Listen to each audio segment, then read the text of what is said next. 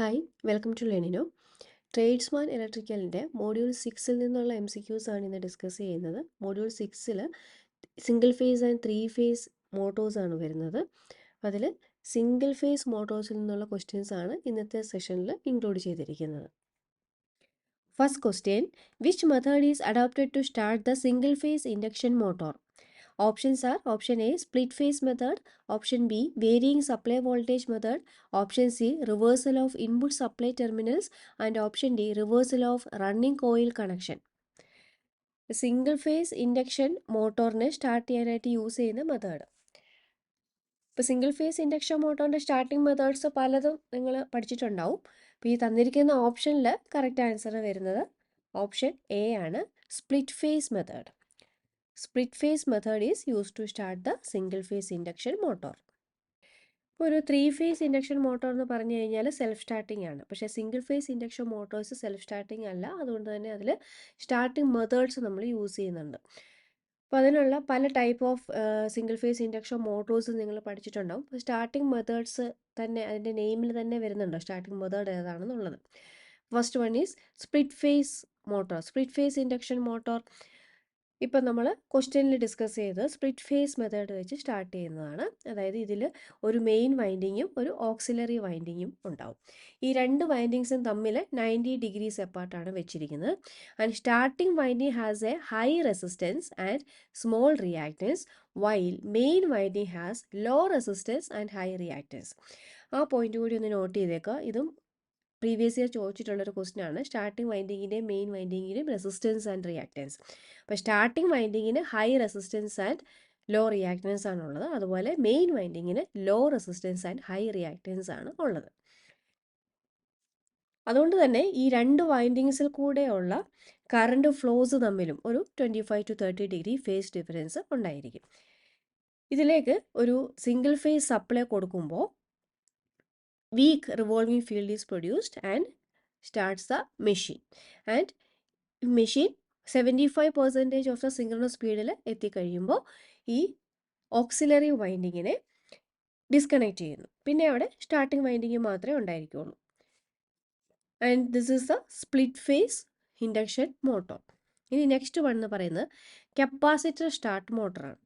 അതും ഈ split phase motor പോലെ തന്നെയുള്ളതാണ്. ഇതിലാകെയുള്ള വ്യത്യാസം എന്ന് പറഞ്ഞു കഴിഞ്ഞാൽ ഇതിൽ നമ്മൾ ഓക്സിലറി വൈൻഡിങ്ങിൻ്റെ കൂടെ ഒരു കപ്പാസിറ്റർ കൂടി കണക്ട് ചെയ്യുന്നുണ്ട്. ഇത് നമ്മൾ ഈ കപ്പാസിറ്ററും ഓക്സിലറി വൈൻഡിങ്ങും സ്റ്റാർട്ടിംഗ് പർപ്പസിന് മാത്രമാണ് യൂസ് ചെയ്യുന്നത്. സ്റ്റാർട്ട് ചെയ്ത് കഴിയുമ്പോൾ ആ ഒരു 75% ഓഫ് ദ സ്പീഡ് എത്തിക്കഴിയുമ്പോൾ ഈ ഓക്സിലറി വൈൻഡിങ്ങിന് കപ്പാസിറ്ററിനെ സർക്യൂട്ടിൽ നിന്ന് ഡിസ്കണക്ട് ചെയ്യുന്നു. Next one is capacitor start capacitor run motor. ഇതിൽ രണ്ട് കപ്പാസിറ്റേഴ്സ് യൂസ് ചെയ്യുന്നുണ്ട്. അതായത് സ്റ്റാർട്ടിംഗ് കപ്പാസിറ്ററും റണ്ണിങ് കപ്പാസിറ്ററും. അതായത് ഈ സ്റ്റാർട്ട് കപ്പാസിറ്റർ എന്ന് പറയുന്നത് സ്റ്റാർട്ടിംഗ് പർപ്പസിന് വേണ്ടിയിട്ട് മാത്രമാണ് യൂസ് ചെയ്യുന്നത്. സ്റ്റാർട്ട് ചെയ്ത് കഴിയുമ്പോൾ അതിനെ ഡിസ്കണക്ട് ചെയ്യുന്നു. Run capacitor throughout the operation സർക്യൂട്ടിൽ കണ്ടിന്യൂ ചെയ്യുന്നു. Next one is permanent split capacitor motor. അതായത് ഇതിൽ പെർമനൻ്റ് ആയിട്ട് ഒരു കപ്പാസിറ്റർ കണക്ട് ചെയ്തിട്ടുണ്ടാവും. ഓക്സിലറി വൈൻഡിങ്ങുമായിട്ട് ഒരു കപ്പാസിറ്റർ പെർമനൻ്റ് ആയിട്ട് കണക്ട് ചെയ്തിട്ടുണ്ട്. And that capacitor will be in the circuit during the operation. And next one is shaded pole motor. Shaded pole motor എന്ന് പറയുമ്പോൾ അതിൽ പോൾസിനെ ഓരോ പോൾസിനെയും സറൗണ്ട് ചെയ്ത് ഒരു കോപ്പർ സ്ട്രിപ്പ് ഉണ്ടാവും, നോൺ ആസ് ഷെയ്ഡിങ് കോയിൽ. ഇത് യൂസ് ചെയ്തിട്ടാണ് സ്റ്റാർട്ട് ചെയ്യുന്നത്. So these are the various methods of starting induction motors, single phase induction motors. Question number 2. Which type of AC single phase motor is classified under commutator motor type? Options are option A stepper motor, option B repulsion motor, option C shaded pole motor, and option D permanent capacitor motor. അപ്പോൾ commutator motor ടൈപ്പിൽ വരുന്നത് ഏതാണ്? Option B ആണ് correct answer വരുന്നത്, repulsion motor. Repulsion motor is a commutator motor type. ഇപ്പോൾ repulsion motor എന്ന് പറയുന്നത് ഒരു AC കമ്മ്യൂട്ടേറ്റർ മോട്ടറാണ്. ഇതിൻ്റെ സ്റ്റേറ്ററിൽ സിംഗിൾ ഫേസ് വൈൻഡിങ്ങും റോട്ടറിൽ ഡിസ്ട്രിബ്യൂട്ടഡ് വൈൻഡിങ്ങും ആയിരിക്കും ഉണ്ടായിരിക്കുക. ഈ ഡിസ്ട്രിബ്യൂട്ടഡ് വൈൻഡിങ്ങിൻ്റെ ഒരെൻഡ് കണക്ട് ചെയ്തിരിക്കുന്നത് കമ്മ്യൂട്ടേറ്ററുമായിട്ടാണ്. So it's a commutated type motor, repulsion motor. വേറൊരു കമ്മ്യൂട്ടേറ്റഡ് ടൈപ്പ് മോട്ടോറാണ് A C series motor or universal motor. അപ്പോൾ ഇവിടെ നമുക്ക് ഓപ്ഷൻസിൽ റിപ്പൾഷൻ മോട്ടോർ മാത്രമേ തന്നിട്ടുള്ളൂ. So here the answer is repulsion motor. Question number 3. Why a capacitor is connected across centrifugal switch in the centrifugal switch speed control method? Options are option A to maintain constant speed, option B to protect from overloading, option C to improve the power factor, and option D to reduce the sparks in contact. ഇപ്പോൾ ഒരു centrifugal സ്വിച്ചിന് across ആയിട്ട് capacitor connect ചെയ്തിരിക്കുന്നത് എന്തിനാണെന്നാണ് question. നമ്മളൊരു centrifugal speed control മെത്തേഡിൽ പിന്നെ വരും centrifugal switch. ഇവിടെ ഒരു കപ്പാസിറ്റർ ഇങ്ങനെ കണക്ട് ചെയ്തിട്ടുണ്ടാവും ആൻഡ് ഇതുപോലൊരു റെസിസ്റ്റൻസും ഉണ്ടാവും. ഇങ്ങനെയാണ് വരുന്നത്. Here a capacitor and resistance. അപ്പോൾ ഇതിൽ കപ്പാസിറ്ററിൻ്റെ ഫങ്ഷൻ എന്തെന്നാണ് ചോദിച്ചിരിക്കുന്നത്. എന്തിനാണ് കപ്പാസിറ്റർ യൂസ് ചെയ്യുന്നത്? ഓപ്ഷൻ ഡി ആണ് correct answer. To reduce the sparks in contact. Capacitor is connected across centrifugal switch to reduce the sparks in contact. Centrifugal സ്വിച്ചിന് across ആയിട്ട് ഒരു റെസിസ്റ്ററും വരുന്നുണ്ട്, ഒരു കപ്പാസിറ്ററും വരുന്നുണ്ട്.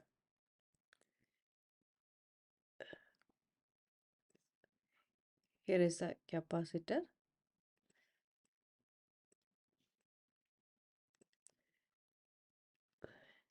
and here comes the resistance.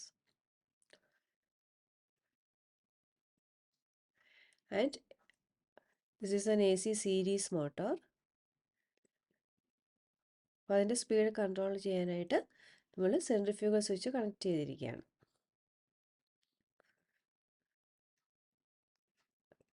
This is the diagram. അപ്പോൾ ഇതിൽ നോക്കിക്കഴിഞ്ഞാൽ സെൻട്രിഫ്യൂഗൽ സ്വിച്ചിന് അക്രോസ് ആയിട്ട് ഒരു റെസിസ്റ്ററും കപ്പാസിറ്ററും വരുന്നത് കാണാം.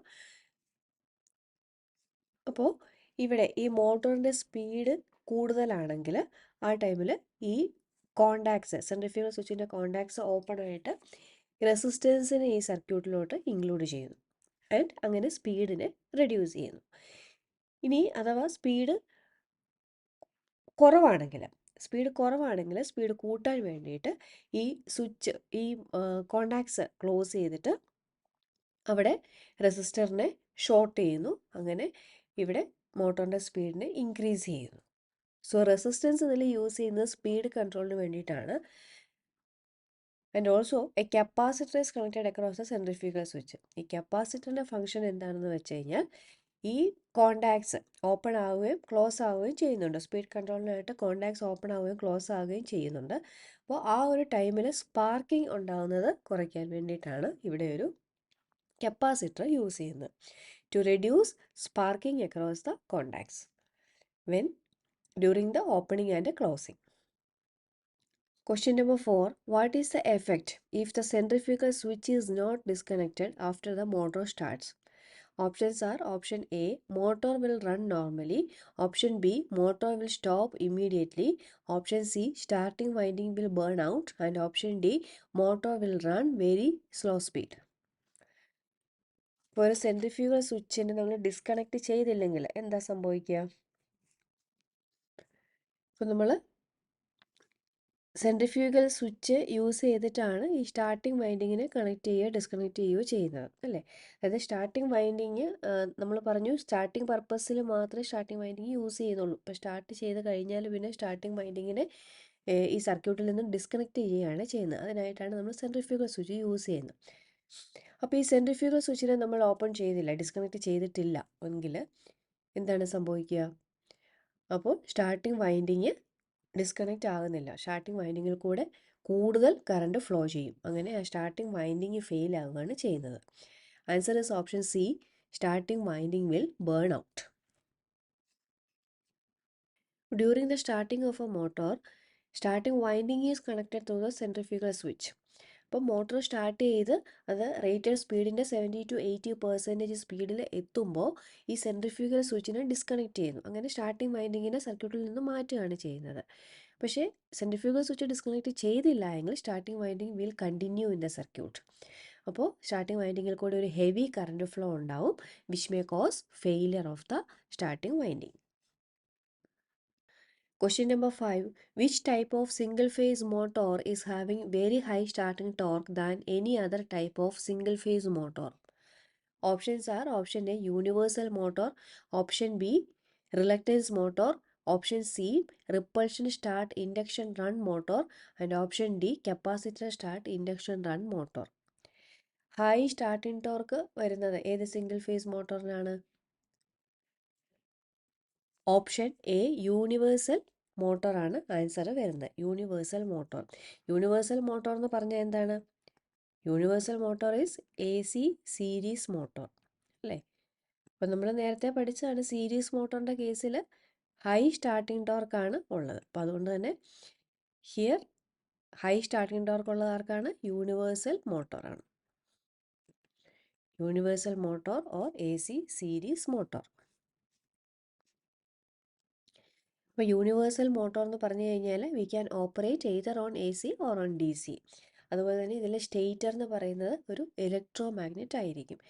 അപ്പോൾ universal motor is A C series motor എന്നാണ് പറയുക. അപ്പോൾ സീരീസ് മോട്ടോർ ആയതുകൊണ്ട് തന്നെ ഇതിന് വെരി ഹൈ സ്റ്റാർട്ടിംഗ് ടോർക്കാണ് ഉള്ളത്. And also it's a commutated type motor. Commutated type മോട്ടോറാണ് എ സി സീരീസ് മോട്ടോർ എന്ന് പറയുന്നത്. ഇതിന് മുന്നേ ഒരു MCQ ചെയ്തപ്പോൾ നമ്മളതിൽ പറഞ്ഞതാണ്, ആ ഒരു ക്വസ്റ്റ്യനിൽ റിപ്പൾഷൻ മോട്ടോർ ആയിരുന്നു ആൻസർ വരുന്നത്. But universal motor is also A commutated type motor. Question number 6. Which motor is having half coil winding? Options are option A mixer, option B grinder, option C ceiling fan, and option D washing machine. Half coil winding use ചെയ്യുന്ന motor. Half coil winding എന്ന് പറഞ്ഞാൽ എന്താണ്? Number of coils is equal to half of the number of poles. അതാണ് half coil winding. അത് ഏതിലാണ് use ചെയ്യുന്നത്? Small induction മോട്ടോഴ്സിലൊക്കെയാണ് use ചെയ്യുന്നത്. Here the answer is option C ceiling fan. സീലിംഗ് ഫാനിലാണ് ഹാഫ് കോയിൽ വൈൻഡിങ് യൂസ് ചെയ്യുന്നത്.